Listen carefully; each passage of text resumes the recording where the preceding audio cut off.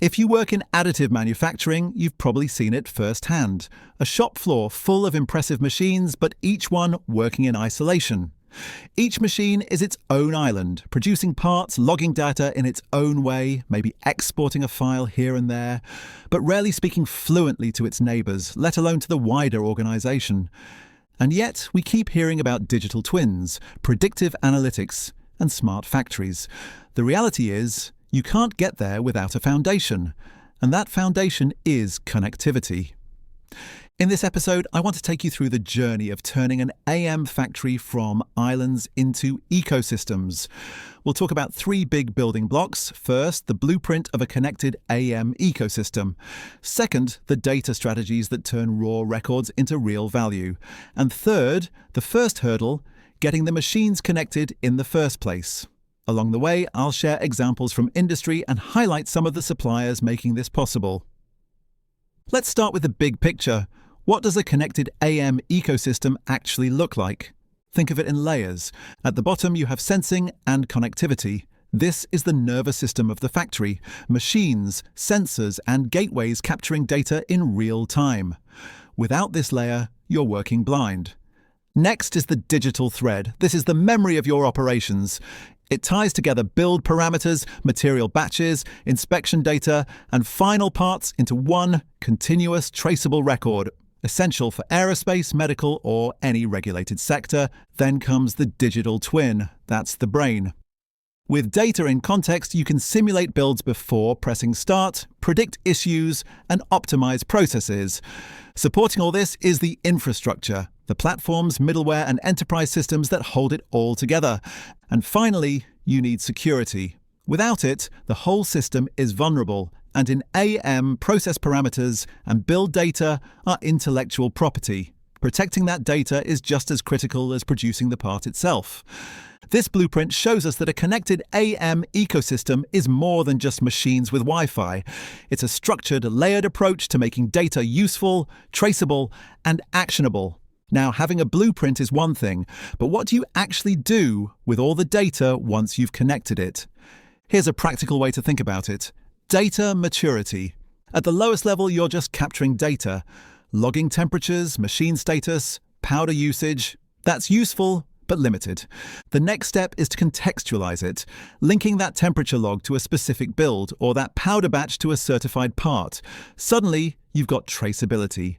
Then comes analysis, spotting trends, identifying correlations, flagging anomalies. Maybe you discover that parts built on certain days show more porosity, or that a particular powder lot drifts out of spec after the third reuse. Finally, you reach optimization. Here, data drives decision-making. AI models predict defects before they happen.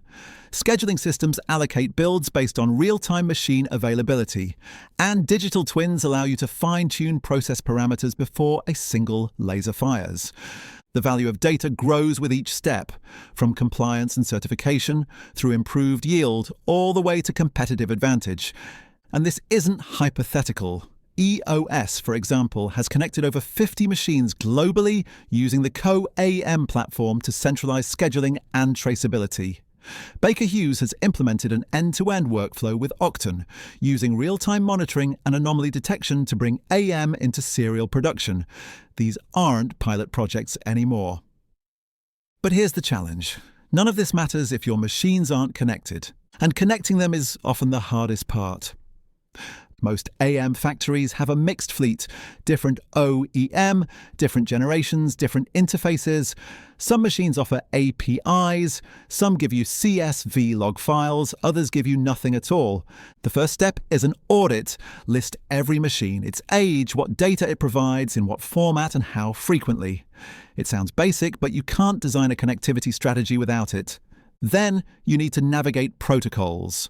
OPCUA, MT Connect, MQTT, standards that are common in broader manufacturing but not always supported in AM. Sometimes you need bridging solutions to get them talking. That's where middleware comes in. Middleware platforms normalize data, clean it up, and make it comparable across machines. EOS Connect integrated with Octon's build quality is a good example. Machine data turned into usable quality records. For legacy machines, you may need edge devices or IoT gateways.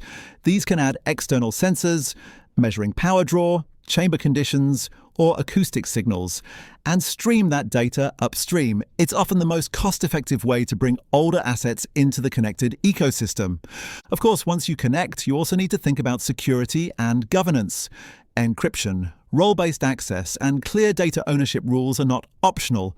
They're the foundation of trust in regulated industries. So, who actually provides these solutions? On the AM-specific side, you've got Authentize, offering workflow automation, machine connectors, and powder genealogy. Materialize Co-AM for fleet management and traceability. Octon, combining MS, analytics, and AI. EOS Connect and Renishaw, InfiniAM Spectral, directly from OEM.